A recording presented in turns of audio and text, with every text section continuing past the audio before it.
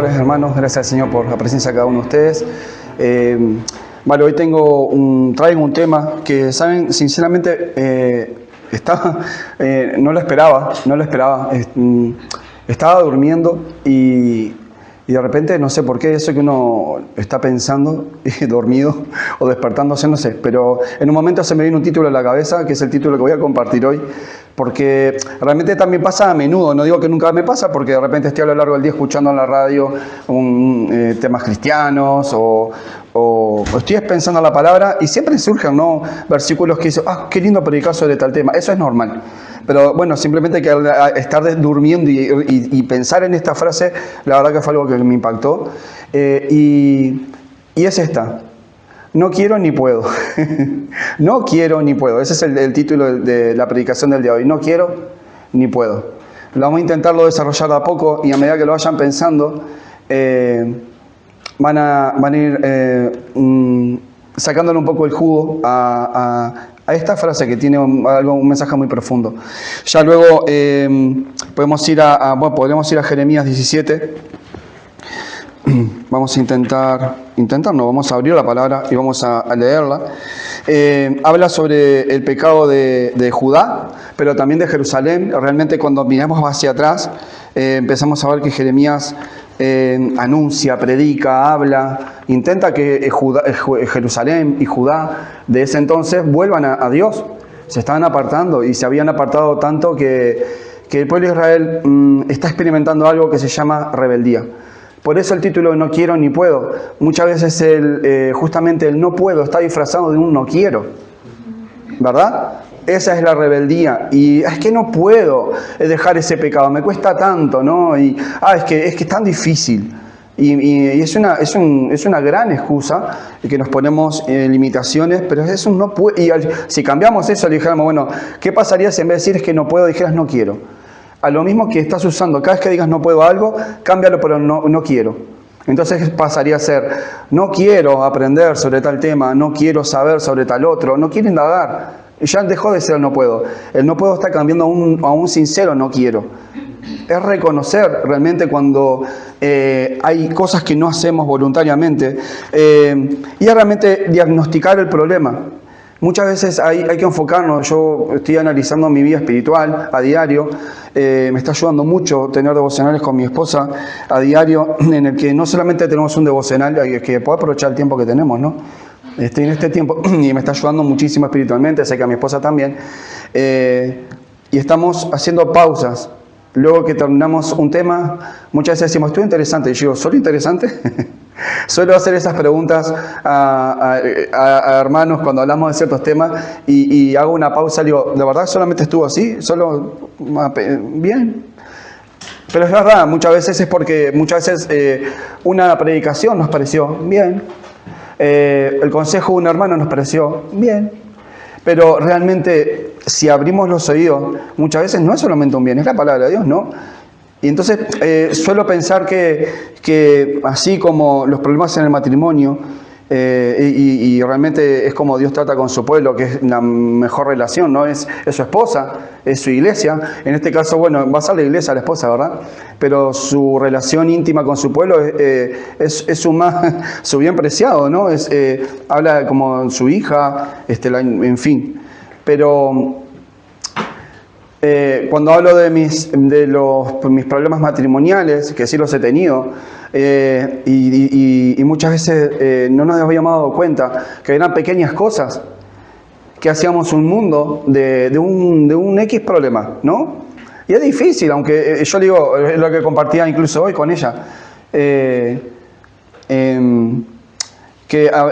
muchas veces esas pequeñas cosas, esas pequeñas cosas insignificantes son raíces realmente de problemas que no solucionamos a tiempo, de que no supimos controlarlo, no teníamos la madurez y todo eso, pero que realmente no lo sabíamos dominar y éramos más nosotros que lo que podía dominarnos el Señor, ¿no? Éramos más nuestro carácter, el temperamento, y nos dejamos llevar por una cosa que no debemos dejarnos llevar nunca, es nuestras emociones. habíamos aprendido, o al menos después de tantos fracasos, hemos aprendido que tomamos decisiones en base a la reacción que yo tomé. Perdón, el micrófono. La decisión que yo tomé fue emocional, fue un impulso de lo que como yo me sentía, pero no de lo que debía, ¿no? Era porque me sentía fastidiado, o estaba cargado, o estaba con 1000 argumentos. Pero no es la manera de tomar una decisión, de dar una respuesta en base a mi emoción. Ese es el peligro, cuando respondemos, no estoy hablando de matrimonios, pero sí que tiene mucho que ver, cuando respondemos en base a nuestras emociones y no hicimos la pausa adecuada para cómo tengo que actuar. Incluso preguntarme, ¿estoy bien si yo reacciono así? Y si reacciono así, ¿estoy en base a mi emoción o en base a la verdad? Y cuando analizamos de que está bien, pero no debo reaccionar en tal manera, porque es verdad, me siento tan agotado, tan cansado, tan no sé cuánto. Incluso ella, porque no estoy hablando de mi lado, estoy hablando de los lados de los dos. Puede estar tan agotada, tan cansada de mis reacciones. Yo la he agotado. Yo puedo reconocerlo que mi carácter fue cambiando con el tiempo. Y yo a mi esposa, en los primeros años, y incluso en el noviazgo, yo me acuerdo que yo la tenía agotada, la tenía cansada. Era muy celoso, es una palabra. Tenía eso, ¿no? Y los celos son terribles. Los celos, yo puedo hablar de eso también, dar una lección sobre los celos, en base a mi fracaso, no en base a mi éxito. Fui muy celoso y yo, ¿por qué? ¿No? Y yo doy una explicación. Y fui muy celoso porque a lo mejor pasé mucho tiempo en el que no había encontrado ese amor, ¿no? Y cuando lo encontré, o me sentí que lo encontré, que nadie lo toque, que nadie se le acerque. Y me puse celoso. Y qué mal, ¿no? Porque en el camino, en el proceso, puedes arruinar tanto la vida espiritual de una persona y de todos los que está a tu alrededor, ¿no? Es un ejemplo de mal actuar, de mal obrar, de no estar razonando lo que estamos haciendo, ¿no? Eso es muy importante. Bueno, hablando de las pequeñas cosas, a veces desconociendo las cosas importantes y desconociendo un tema tan importante como es la rebeldía. Ahí volvemos al centro de lo que queremos llegar. En Jeremías capítulo 17, vamos a leer el versículo 1 en adelante. Dice así, y miren el título: el pecado escrito en el corazón de Judá. El pecado de Judá está escrito con cincel de hierro y con punta de diamante.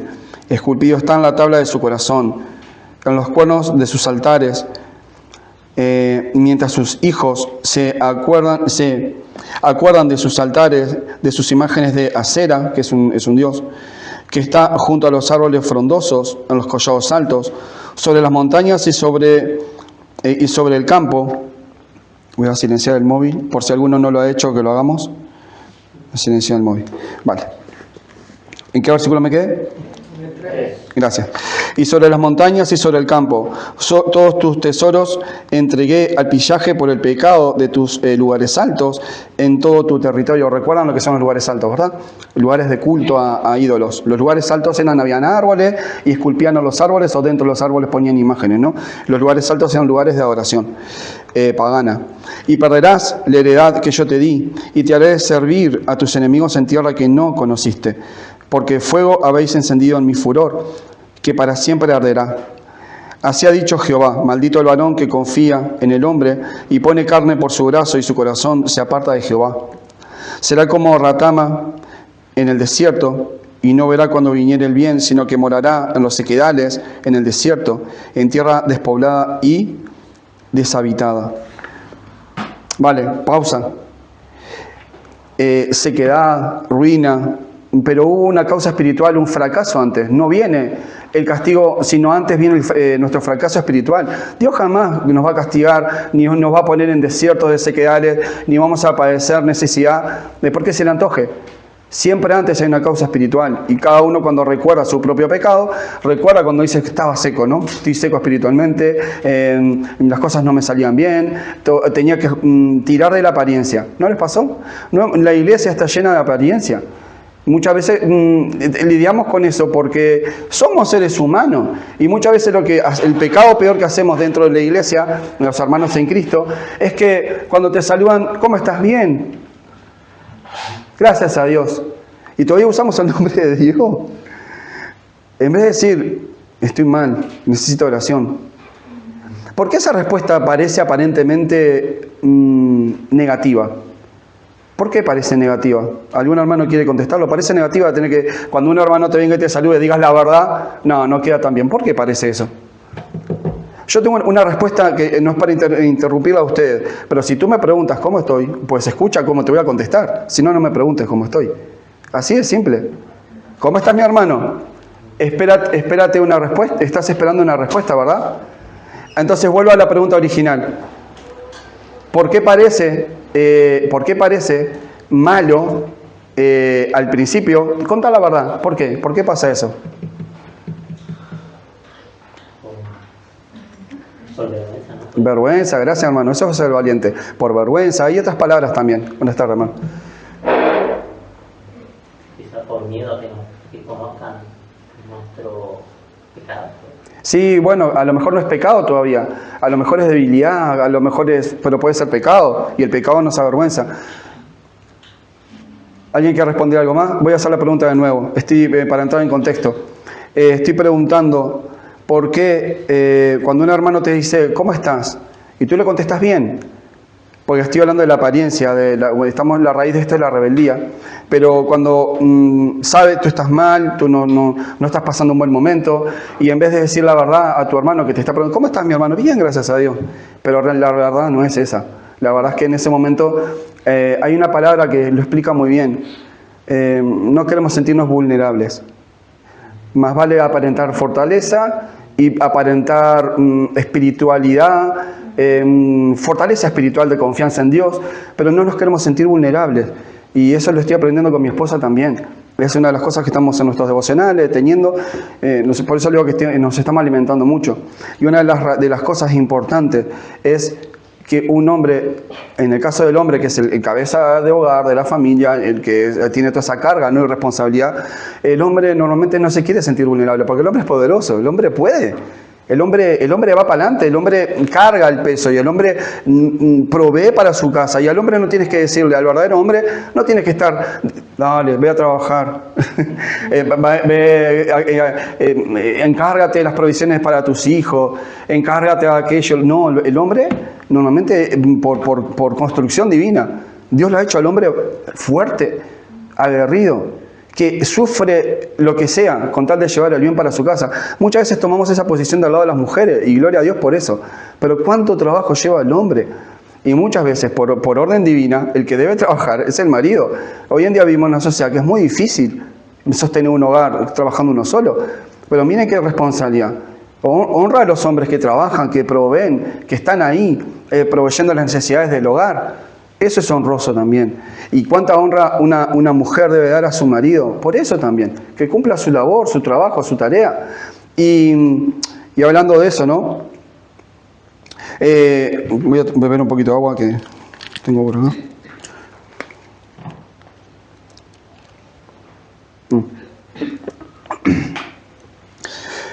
Al hombre de verdad no se le tiene que estar diciéndole, vea, haz esto y haz aquello, ¿no? Sino que él está, ¿no? Y cumple su tarea y cumple su labor. Pero no queremos sentirnos vulnerables, esa es la palabra. La vulnerabilidad nos hace sentirnos eso, desnudos, que es vergüenza.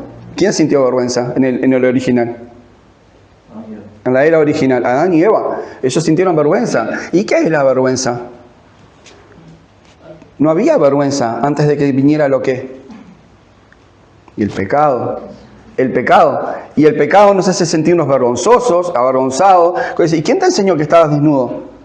Estar desnudo solamente lo hacemos en nuestra intimidad, con nuestra pareja, porque es la única persona que nos hace sentir que no estamos vulnerables. Porque estamos en un ambiente seguro, protegido. No estamos en un lugar de juicio, no nos sentimos, es libertad, ¿no? Pero estás con tu esposa, ¿verdad? En tu casa. O estás con tu esposo en tu casa. Y esa sensación no la tenemos en ese ambiente. Pero no salimos al chino, al almacén, ni vamos a trabajar desnudos. Porque sentimos vergüenza. Pero muchas veces identificamos la desnudez, evidentemente, en lo físico, pero desnuda tu corazón. Y sientes lo mismo cuando hay pecado, cuando hay esa no quiero ser vulnerable ante todo lo que me está pasando. Porque eso es no reconocerte necesitado de Dios y necesitado de Dios en todos los aspectos. El ser vulnerable nos hace ser personas.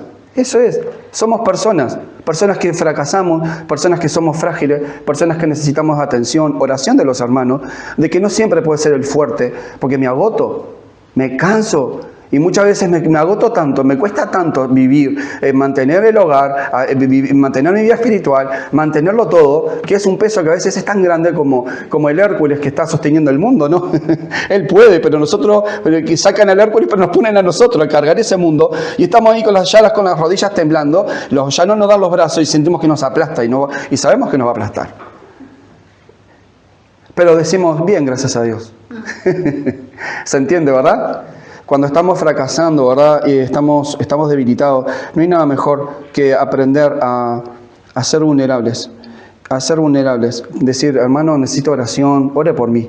¿Verdad? Antes de poner el nombre de Dios en vano, antes de decir bien, gracias a Dios, no uses el nombre de Dios para mentir. No lo usemos. Simplemente que yo también he mentido. Yo también he fracasado en ese aspecto. En vez de decir, ore por mí, es lo que menos acostumbro. Pero qué lindo cambiar esa conducta para necesito oración, ¿no? Qué lindo estaría. ¿Por qué? Porque el ser vulnerable en el reino de Dios no es ser débil. Dice justamente todo lo contrario. El que sea menos, ¿verdad? El que es el siervo, pero ese será grande en el cielo, ¿no? Si quieren ser el primero, sean los servidores primero. ¿Quieren ser primeros en el reino? Pues sean servidores. Laven los pies. Hagan las obras. Ensúciense las manos donde otros no van a poner las manos. Otros van a ponerse de jueces de que no estás lavando bien los pies. Pero tú sigues lavando los pies. Te van a seguir diciendo, no has cambiado el agua. Tú sigues lavando los pies. Porque tú eres siervo, ¿verdad? El mundo te puede atacar, cristianos y hermanos te pueden atacar, pero tú sigues lavando los pies. ¿Amén? Eso es la condición espiritual. Y yo decía, no es que yo digo, lo interpreto que la palabra del Señor dice, que el sequedal, estamos en Jeremías 17, todo eso de estar en un desierto y tal, antecede o viene luego el pecado. El pecado está antes. Viene el pecado, nuestra caída espiritual, y luego pasamos ese sequedal, ese desierto, ¿verdad? Dice, bendito el varón que confía en Jehová, versículo 7. Cuya confianza está en Jehová, porque será como árbol plantado junto a aguas que junto a corrientes echa sus raíces y no verá cuando viene el calor, sino que su hoja estará verde y en el año de la sequía no se fatigará, ni dejará de dar fruto. Engañoso es el corazón, más que todas las cosas y perverso, ¿quién lo conocerá? No me quería detener en el versículo 7 y 8 porque habla de lo positivo. Me quiero centrar ahora en lo negativo, porque el título de hoy es No quiero ni puedo. No quiero ni puedo, ¿no? Y decíamos que el no puedo está escondido detrás de un no quiero. El no puedo, está escondido detrás de un no quiero. En lo espiritual está escondido, porque todo eso que no puedo es una excusa y realmente es más vale identificar el problema y no estar siempre mintiéndonos. Versículo 9, engañoso es el corazón más que todas las cosas y perverso. ¿Quién lo conocerá? Jeremías lo dice con una claridad terrible, un versículo que nos ha dado guía y luz desde el día que conocimos este versículo. Que el corazón, ¿cómo es el corazón? ¿Y qué tenemos que atender contra él? ¿Recuerdan el ejemplo que pusimos al principio? Cuando tomé decisiones, incluso en mi matrimonio, en base a mis emociones, fracasé. Porque claro, me siento así, es que vengo como cargando y la primera respuesta, ¡pah! Es una bomba. Y lo que hizo algo que no era importante, pero era lo que me ayudó para encender la mecha de mi reacción. Y dice que para identificar, la otra persona va a preguntar, ¿qué te hice? Y no es lo que hizo en ese momento, porque es así de chiquitito. Simplemente lo que no se enteró todo lo que vienes cargando dentro. El qué te dice, no es ese el problema. La gente se centra, pero yo qué te hice, y siempre estoy yo, y empezamos a defendernos. Yo siempre hago esto, hago aquello. Hay gente que no deja de hablar y fastidian mucho y enfocándose en esto. Y qué distracción, aprendemos eso, en esto. Y la persona está de este lado diciendo, pero yo qué le hice. No es lo que acabaste de hacer. Es todo lo que viene arrastrando de repente de muchas acciones que hacen reaccionar a para que con algo diminuto reviente por algo que tiene cargando. Y como no lo hablamos entre nosotros, no se enteran. Y a lo mejor quiebran relaciones diciendo, es que yo no le hice nada. Claro, es verdad, porque cuando lo que hizo era tan insignificante, no se enteraron, porque no están comunicados entre sí, que había algo muy profundo de hace mucho tiempo de que tienen que haberlo hablado y no lo solucionaron. no es el qué te hice, sino qué te pasó. ¿Cómo llegaste hasta ahí? Ese es el problema. Y estamos desenfocados y no estamos aprendiendo a solucionar los problemas a tiempo. ¿Qué te hice, Dios? ¿Qué te hice? Yo solamente soy un buen hombre, una buena mujer. ¿Yo qué te hice? Y eso pasará en el trono. Muchos dirán, pero yo fui bueno, yo no te ofendí, yo vengo haciendo las cosas bien hace tanto tiempo.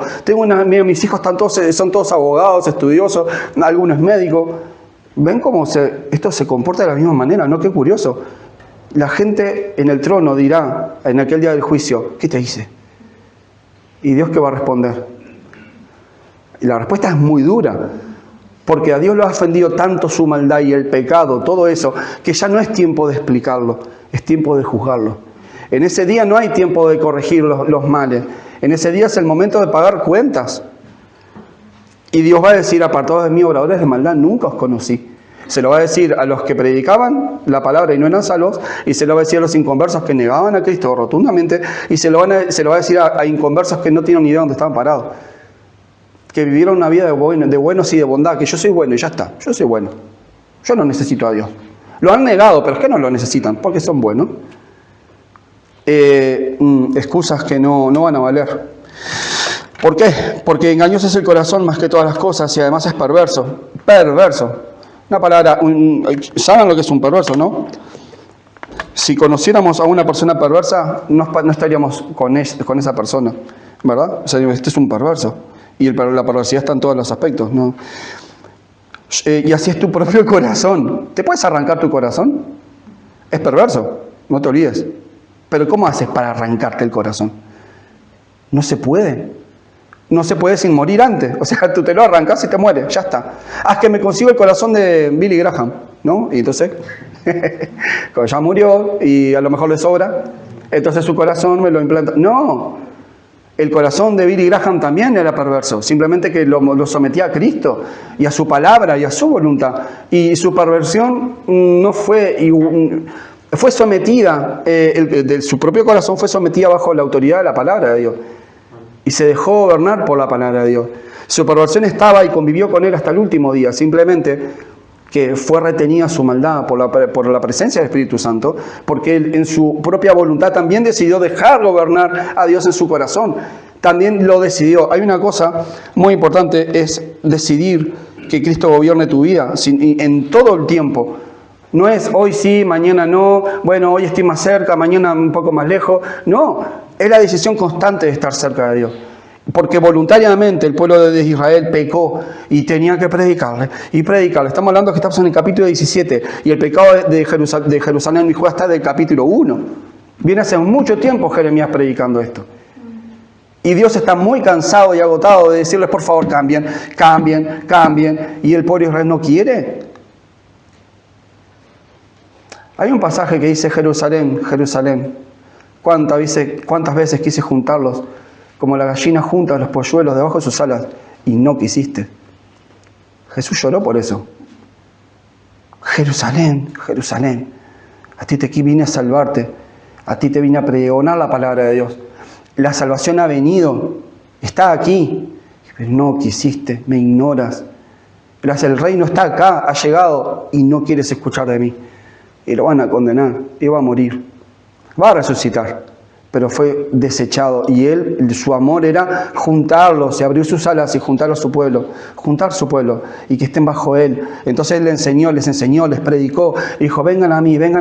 Bueno, yo vengo, les hablo del Padre, vengan. Y eso estaba pasando, 5.000 en el momento de los panes y los peces, otros 3.000 y vinieron para acá, mujeres y niños. Jerusalén, Jerusalén, júntense. El día de la semana antes de su crucifixión, Hosana, Hosana, Israel, Jerusalén, Jerusalén, Jerusalén, Jerusalén. Y en el monte estaba en el monte de los olivos sudando sangre, porque sabía la agonía que venía y estaba solo. ¿Y qué pasó? Se cumplió esa palabra, no quisiste. ¿Qué pasó? Los discípulos lo corrieron, huyeron de él. Pedro le niega, aunque está medio cerca ahí, le niega 3 veces, ¿no? Jerusalén no ha querido.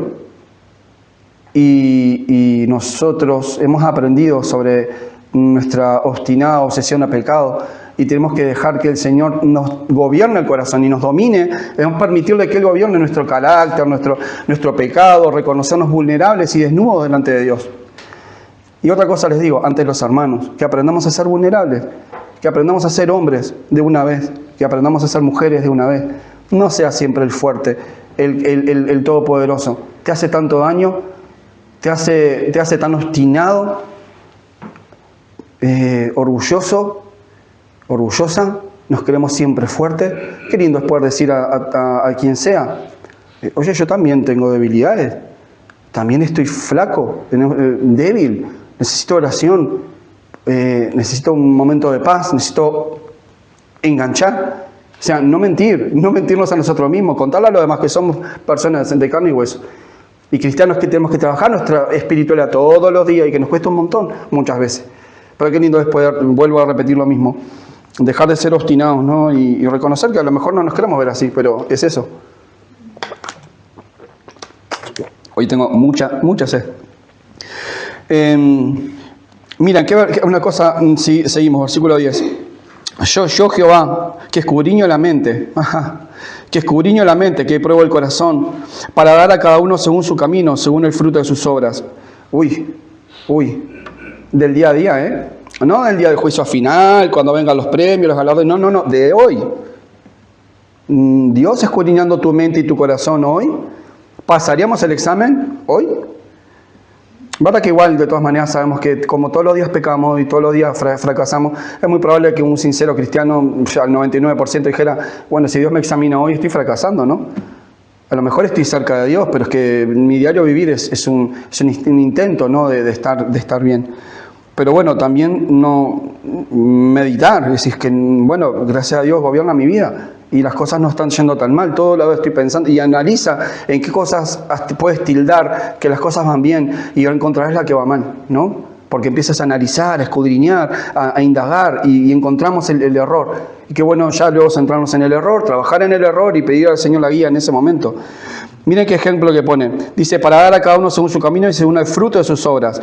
Y esto que no lo sabía, lo tuve que estudiar, como la perdiz que cubre lo que no puso, es el que injustamente amontona riquezas, en la mitad de su día las dejará, y en su postrimería será insensato. Dicen que la perdiz del desierto, así dice, que la perdiz del desierto, no sé si todas las perdices hacen lo mismo, pero que la perdiz del desierto, en la mitad de su vida, dice que roba los huevos de otras aves y amontona montones de huevos y no sé si comida, pero bueno, es lo que sé. Y él no le queda mucho tiempo de vida, pero roba, ¿no? Y ahí se queda en su nido lleno de huevos y a lo mejor va criando los que no son suyos, yo qué sé, de otras perdices. Y muere. ¿Y saben qué pasa con el nido? Queda lleno de huevos y de cosas que viene juntando. Y hermano, me robó el pasaje. Gloria a Dios. Santiago 4, dice, ahora lo que decís, oh rico, hoy tendremos, mañana haremos esto, haremos aquello, y doy gloria a Dios porque cuando Dios guía algo, todo concuerda, y me dio mucha paz saber que el hermano escogió este pasaje. Digo que cuando está la palabra de Dios, cuando estás dando el mensaje correcto, hay cosas que te hacen un poco sentirte tranquilo. Esa es una cosa que me hizo sentirme a gusto y tranquilo, que es ese el mensaje, que el Señor está trabajando en nosotros, hasta el himno que estábamos cantando, procuro en vano, oh Señor, no procuro en vano, ¿verdad? Y no lo conocía el himno, y qué lindo todo lo que decía, soy un pecador, y muchas cosas que ahora no retengo la letra, pero lo estaba leyendo maravillado, y todo concuerda, ¿no? Nuestra vida es pasajera y es un vapor, aparece un tiempo y se desvanece. Es tan sencillo pensar que hoy estamos y que mañana no estamos, que la vida, yo tengo 40 años, aunque tengo 25 espiritualmente, y realmente el tiempo ha pasado, es verdad, el tiempo ha pasado, el tiempo pasa. Era el joven que antes jugaba todo el tiempo, me colgado y haciendo aquello y lo otro, y ya luego pasé mi vida laboral y me casé, y eso lo cuento en primera persona, cada uno trae su propia experiencia, ¿no? Y ya tengo 40, ¿no? Y es verdad, el tiempo pasa. Y yo no estoy en el momento de decir, ay, es que es como tan rápido pasó. Yo soy muy porfiado en eso y la peleo a mi esposa. Y digo, pero es que pasaron 40 años, o sea, 40 años, 365 días, 24 horas cada día, o sea, el reloj no se apuró desde el día que me casé hasta ahora, o sea, desde que nací hasta ahora, anduvo a la misma velocidad. La peleo en ese aspecto, porque hubieron 24 horas cada día. Cada día se hizo un montón de cosas en 40 años, muchas cosas. Y muchos amigos, o algunos cuantos se han ido, y yo con menos de 40 se han ido ya, siendo tan jovencitos, se han ido con el Señor, ¿no? Digo, Dios me ha regalado otros años más, tengo mucho que agradecer, ¿no? Todavía estoy vivo, los pude conocer a ustedes, puedo servir al Señor, puedo aprender y mejorar mi vida espiritual, no morí. Por ejemplo, si hubiera muerto con 25 años, fue todo lo que hubiera perdido aprender, madurar, como hasta el día de hoy. No que sea perfecto ni nada, ¿verdad? Pablo lo decía. Pero sí que doy gracias de que con 40 años muchas cosas han cambiado en mí. Y doy gracias a Dios, porque eso me ha ayudado a decir, bueno, es que no soy el mismo con 25. Hubiera muerto con 25 años, iba a la gloria, hubiera dormido en el Señor, pero me hubiera perdido tantas otras cosas, ¿no? El tiempo de poder madurar, de cambiar, ser un mejor siervo, aspirar a mejor cosas espirituales, ¿no? No sirvo igual que cuando tenía 25. Creo que es distinto. Y espero y tengo ansias, Señor, que pueda ser mejor, mi Señor me regala vida para adelante. Y vieron que esto no está enfocado en uno, está enfocado en lo que Dios hace en uno. Es lo que Dios puede transformar en un corazón terco, en un corazón que no entiende, y hasta en un corazón que no quiere, pero puede. Dice, no quiero, pero no puedo. ¿Vale? Pero la transformación viene cuando aprendemos aprendemos a dominar nuestro corazón, que van todos los sentimientos, va todas nuestras emociones. Muchos dicen que más que nada está enfocado en el cerebro, ¿no? Más que en el corazón, todo eso nace en el cerebro. Aunque la palabra de Dios dice el corazón, habla de todo eso que nos mueve. Está todo lo que está acá, se desarrollan las emociones y hay partes del cerebro que trabajan específicamente en las emociones, ¿verdad? Y esa, dice la palabra, nos podemos centrar en la mente. Dice que nos renovemos por la renovación de nuestro entendimiento, ¿no? Y renovar el entendimiento, entonces, ¿qué es? Renovar el corazón. Al tener otro entendimiento, otras conexiones nerviosas, otra sinapsis que hace... dice que el cerebro es el único órgano que se regenera. ¿Sabían? Dice que el cerebro se expande. El cerebro, si dejamos de tener ciertas conductas para tener conductas nuevas, dice que el cerebro logra nuevas conexiones nerviosas, nuevas sinapsis. Es que yo no soy capaz de aprender. Dicen que el cerebro podemos aprender hasta que seamos viejos. Simplemente que tenemos que tener la voluntad de hacerlo. Y Dios nos ha diseñado así. Qué curioso. Es que puedo hacer tal cosa el día de mañana. Sí. A lo mejor tienes limitaciones, como todos tenemos limitaciones. Pero no podemos decir que no puedo. Es que no quiero. Es así. Y es tan importante entender eso, porque hay gente que va a morir así, pensando y convencidos que nunca pudieron. Y yo conozco personas demasiado cercanas a mí, que no podría ofenderlas de mencionarlas, y no se hace, simplemente que se predica la palabra de Dios para que el cambio de Dios llegue a la vida de uno, ¿no? Y por eso digo, personas tan cerca de mí, donde él siempre decía, yo siempre hubiera querido hacer tal cosa, y no pude. Y hubiera querido hacer tal otra verdad. A lo mejor hay edades que ya no te puedes inscribir para estudiar o por el trabajo, no puedes acceder al instituto y hacer tus formaciones, en fin, hacer una carrera. Pero a lo mejor no significa que no podrías hacerlo, no podrías de incapacidad, a lo mejor una situación de momento, pero podrías hacerlo, sí puedes. Sí puedes. Y todo eso llevado a la vida espiritual, todo lo que tú ahora dices yo no puedo, todo lo que venimos negándonos delante de Dios, no voy a llegar, no voy a hacer aquello, no voy a ser tal referente espiritual, ¿por qué no? ¿Por qué no? Porque tú lo dices. ¿Y quién te lo dijo? ¿Alguien te convenció? Tal vez un montón de gente te convenció. Vas a seguir escuchando a todos los que te convencen. Ellos tienen la razón. Hay un dicho que al final aplica ahora y lo voy a usar. Dicen como 1 millón de moscas van al estiércol. Comer estiércol no es tan malo, porque 1 millón de moscas comen de él. No pueden estar equivocadas.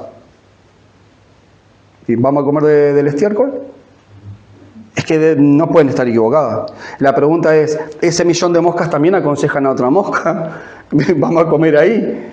Y la cuestión es que muchas veces dejamos, como vemos que la mayoría va a la caca y va al estiércol, aunque suene duro, muchas veces realmente que vamos al estiércol espiritualmente porque 1.000.000 de personas no pueden estar equivocadas, que te aconsejan mal y oyes mal, oyes para el lugar equivocado. Ese ejemplo a mí se me da, vamos, como que el pueblo de Israel era la mayoría, estaban negando a Dios, eran idólatras, se habían apartado, se habían ido al mal, y muchos siguieron las conductas de sus padres que venían equivocados, pero las siguieron. Y no querían cambiar, porque no pueden estar equivocados mis padres, mis abuelos, mis bisabuelos. Y voy a seguir la tradición y seguiré siendo idólatra, me da igual. Jehová, Dios, el templo, me da igual. Me da igual. Soy judío, no me circuncido, o me circuncido pero me da igual. ¿Entienden la descripción?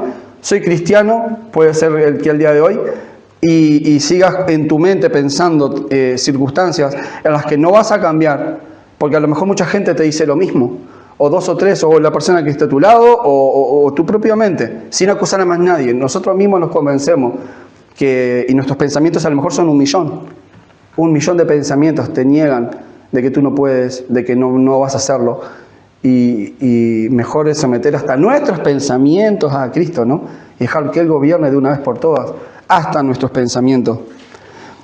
Como la perdiz ella dice que acumulando riquezas y tal, pero al final muere. ¿Y dónde queda todo eso? Santiago 4. Ahí estábamos leyéndolo, ¿no? Es que me quedé en un solo capítulo. La verdad que tengo más material. Podríamos avanzar. Vale. Había una cosa más. Vamos a hablar de la rebeldía. Vamos a ir en Jeremías capítulo 3. Y vamos a dar contexto, porque al final podríamos haber comenzado por aquí para ver el contexto en el que momento se dijo. Jeremías capítulo 3, versículo 6. Mas dijo Jehová en los días de Josías, del rey Josías: ¿has visto lo que ha hecho la rebelde Israel? Ella se va sobre todo monte alto y debajo de todo árbol frondoso, y allí fornica. Y dije, después de hacer esto, se volverá a mí, pero no se volvió. Y lo vio su hermana la rebelde Judá. Ella vio para que por haber fornicado a la rebelde Israel, yo la había despedido y dado carta de repudio, pero no tuvo temor la rebelde Judá, tu hermana, o sea, su hermana, sino que también fue ella y fornicó. Y sucedió que por juzgar ella, cosa liviana, su fornicación, la tierra fue contaminada y adulteró con la piedra y con el leño. Y con todo eso, está hablando de idolatría, siguen utilizando, Dios usa la palabra fornicar porque realmente están engañando a Dios, están yendo con otros dioses. Y con todo esto su hermana, la rebelde Judá, no se volvió a mí de todo su corazón, sino que fingidamente dice Jehová, y me dijo Jehová, ha resultado justa la rebelde Israel en comparación con la desleal Judá, incluso a lo mejor haciendo peor pecado. Ve y clama estas palabras hacia el norte y di, vuélvete, oh rebelde Israel, dice Jehová, no haré caer mi ira sobre ti, porque misericordioso soy, dice Jehová, no guardaré para siempre mi enojo. ¿Pero qué le dijo antes? Vuelve Israel, Israel. ¿Cuántas veces quise juntarlos como la gallina junta los polluelos debajo de sus alas, pero no quisiste? Y si nos consideramos rebeldes en cualquiera sea nuestro pecado, qué lindo es identificar el pecado. Es hermoso. ¿Por qué? Porque al final nos podemos enfocar en lo que nos había debilitado. Yo sé que hay cosas que a mí me debilitan, y mejor no contárselas a Dalila. ¿Me entiende a lo que voy? Hay cosas que yo sé que me van a debilitar espiritualmente, pero no le cuentes, Sansón. No le digas que cortándote el cabello vas a perder la fuerza. No lo hagas. Cállate. ¿Verdad? Eso es lo que hubiera Sansón por hablar y por ser débil, con todo lo que lo debilitaba, ¿verdad? Y lo que le hacía perder la fuerza. Pero nosotros todo lo contrario, tenemos que contar lo que nos debilita, tenemos que mostrar lo que nos debilita para ser vulnerables. Mira qué ejemplo que salió con Sansón. Él fue vulnerable, perdió la fuerza y fue hombre normal y corriente como cualquier otro. La diferencia es que su vulnerabilidad lo apresó, pero nuestra vulnerabilidad nos libera. Ser vulnerables espiritualmente y demostrar nuestra condición como estamos, nos libera. Nos libra de unas cadenas de pecado incluso. La palabra de Dios nos enseña sobre confesar nuestras faltas, sobre unos a otros incluso. Es voluntario, no es pero bueno, es un consejo. Dice que si confesamos nuestros pecados, Él es fiel y justo para perdonar nuestros pecados e incluso limpiarnos de toda maldad. Eso es lo que hace el poder regenerador de la sangre de Jesucristo, que nos limpia, que nos salva, que nos renueva. Y el mundo necesita reconocerse pecador y necesita la sangre de Cristo y necesita ser regenerado. La Biblia habla de que somos nuevas criaturas. Somos renovados y tenemos todavía esperanza de vida eterna por medio de Jesucristo. Dios ya no nos ve con ira, como está intentando no ver a Judá, pero Judá no quiere. Judá no quiere. Y la pregunta es siempre la misma, es evangélica, es evangelizar. Es ¿hasta cuándo vamos a seguir llevando el pecado y no arrepintiéndonos? No confesando nuestros pecados y nuestras faltas delante de Dios. Dice, el que confesare sus pecados, Él es fiel y justo para perdonar los pecados, librando de toda maldad. Es necesario confesar tus pecados delante de Dios y decir, por la sangre de Cristo, por su sacrificio, acepto la salvación y ese regalo de vida eterna que se da por Jesús. Porque la paga del pecado es la muerte, pero el regalo de Dios era la vida eterna. Y hay un tema voluntario. Lo veo en la palabra, lo veo en tantas infinidades de pasajes en donde la voluntad falta y viene el castigo luego. No, es que no sé, ya habría un plan o cosas así. Pero yo veo en la palabra, a lo largo de toda la Escritura, la constante, incesante promulgación de arrepentimiento y la necesidad de obras. No somos salvos por obras, pero somos también, dice que el que no tiene obras, su fe está muerta. O sea, el que no, es un ejemplo de acción. Y tantas veces hemos sido llamados al arrepentimiento y no quisimos, que al final Dios va a juzgar lo que no hicimos nada más. Lo que no actuamos, lo que no obramos, lo que no hicimos a tiempo. Iba a venir aquella condenación y no nos importó. La hermana Israel estaba rebelde y estaba pasando lo que iba a pasar Judá. Dios quería liberar a Judá de no pasar como Israel, pero Judá, mirando lo que venía, dicen que vemos ejemplos, millones de ejemplos en la Biblia. ¿Qué le pasa al perezoso que no trabaja? Dice que vendrá su miseria como un hombre de escudo. La necesidad lo va a atacar como un hombre armado con su escudo y lanzas y espada. Dice, y sabes que cuando un hombre de escudo va para adelante, va para adelante, ¿saben, no? Va matando todo lo que avanza. Dice que cuando venga la necesidad, va a llegar hacia nosotros como un hombre armado. Y va a venir directo hacia nosotros. Y tú no estás armado, ¿sabías, no? Tú estás vulnerable. Tú te creías que estabas fuerte, pero este hombre viene con un escudo, con una espada. Y es un hombre entrenado de guerra. Él sabe pelear hasta con una ramita. Este hombre está preparado para la guerra. No es cualquier cosa. Nuestra miseria es una cosa preparada que viene a por nosotros. Y nosotros estamos mirando así Israel. ¿Cómo va? Bueno, yo que sé que su vida va a ser así. Nosotros no. Si estamos bien, ¿verdad? A lo mejor tenían sus propiedades, sus vidas, sus ídolos, y decían, mira, si a mí no va a venir la miseria, ¿no? Y al poco después, ¿qué pasó? Todos transportados a la Babilonia. Pero estaban muy cómodos acá. Tenían razón dentro de sí. Les daba igual Israel, pero la miseria apareció como un hombre de escudo, y en este caso está literal. La rebeldía, no quiero, pero no puedo. El próximo mensaje va a ser si quiero y si puedo, ¿vale? Y van a ver que no está enfocado en lo humano, no está enfocado en el poder nuestro, está si quiero y si puedo en Cristo, ¿vale? No voy a hacer spoiler de eso, pero sí voy al final oraré al Señor y a lo mejor haga una segunda parte del no quiero, no puedo, y voy a parar por acá, ¿vale? Será suficiente. Sé que no cogí muchos pasajes, estoy consciente de eso. Voy a dejar un pasaje sin más, la verdad que me parece muy interesante, en Filipenses 2.13, con ese sí podemos cerrar. Galatas. Y los voy a pedir que se pongan de pie, no acostumbro a hacerlo, pero Filipenses 2.13. Es solo un versículo, les va a oxigenar la sangre, nos vamos a despertar un segundito y ya vamos al finalizar y cerrar el servicio. Filipenses 2.13.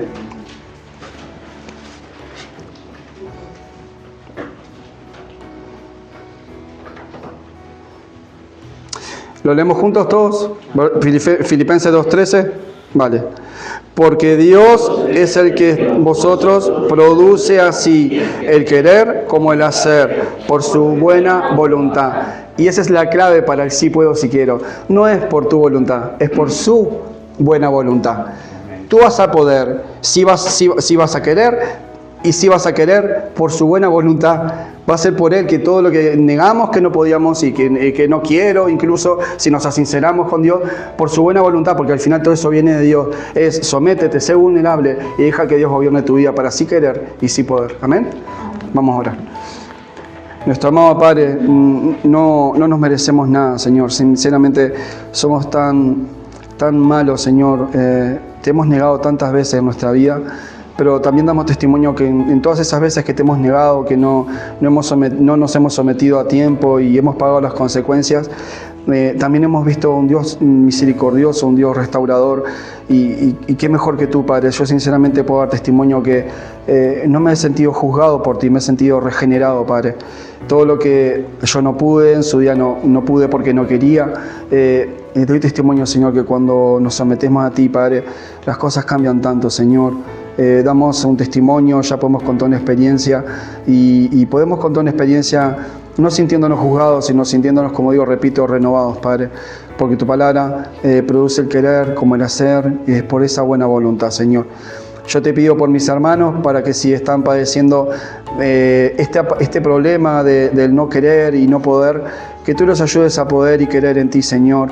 Que aprendan a someterse, Padre, todos aprendamos a someternos. Cada uno tiene un pecado que nos cuesta, Señor, someternos, o ahora mismo nos está gobernando, Padre, y yo ahora sin decir nombres de mis propios pecados, Padre, y cada uno puede testificar de su propio pecado, Señor. Yo te ruego, Padre, y te suplico que no se sientan más abatidos de decir, Señor, de lo que tú, Señor, harás con ellos, Padre, porque los vas a restaurar y podemos dar testimonio que todo lo que hoy no somos, mañana sí seremos por tu voluntad. Nos sometemos a ti, Padre, y te pedimos que en tu nombre quites todos esos problemas que tenemos, Señor. Nos reveles, Padre, cómo solucionarlos, que podamos ser sagaces, Señor, astutos, Señor, dispuestos, Padre, para no repetir patrones, Señor, para desconectar patrones de conducta que no nos están ayudando, Padre, y tengamos la habilidad, la sagacidad de entender que tú haces nuevas todas las cosas, Señor. Renueva la mente de mis hermanos, sus conexiones neuronales, Padre, todas esas costumbres que hasta ahora dicen no pueden, que vienen negándote, Señor, que vienen negándote voluntariamente, Padre. Señor, por favor, que todos aprendamos allá dejar de comportarnos de una manera infantil, Padre, sino que seamos hombres y mujeres valientes, Señor, y que no venga esa miseria como siembra de escudo en nuestras vidas, Padre, que podamos resolver a tiempo estos problemas, Señor. Te honramos y te alabamos porque tú eres santo, tú eres poderoso, y a ti, Padre, solo nos rendimos. Gracias, Señor. Miserables pecadores somos, y si pudimos comunicar algo, torpes siervos somos que hicimos lo que teníamos que hacer, Padre. Te necesitamos, Padre. Esta predicación es para mí. Necesito tu regeneración, Padre. Te pido que bendigas a mis hermanos. En nombre de Jesús. Amén.